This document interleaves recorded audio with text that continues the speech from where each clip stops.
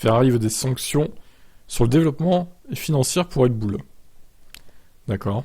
Toto Wolff, directeur de Mercedes, s'est dit prêt à payer plus, lui, au cas où la sanction se limiterait à une amende. Binotto, chez Ferrari, veut, lui, des répercussions sportives. Sans citer le nom de Red Bull, prudence oblige.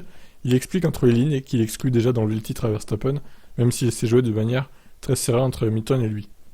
Quelle que soit l'équipe et la situation analysée, reprendre le résultat d'un championnat du monde, après qu'il y ait eu des batailles sur la piste, puis des cérémonies et des célébrations, me paraît difficile. En fait, je pense pas que ce soit honnêtement viable. Ouais, mais bon, en attendant, il a roulé avec une voiture hors budget. Et ça, c'est pas trop normal. Il a gagné son titre avec une voiture hors budget. Quels sont les outils utiles sur lesquels agir?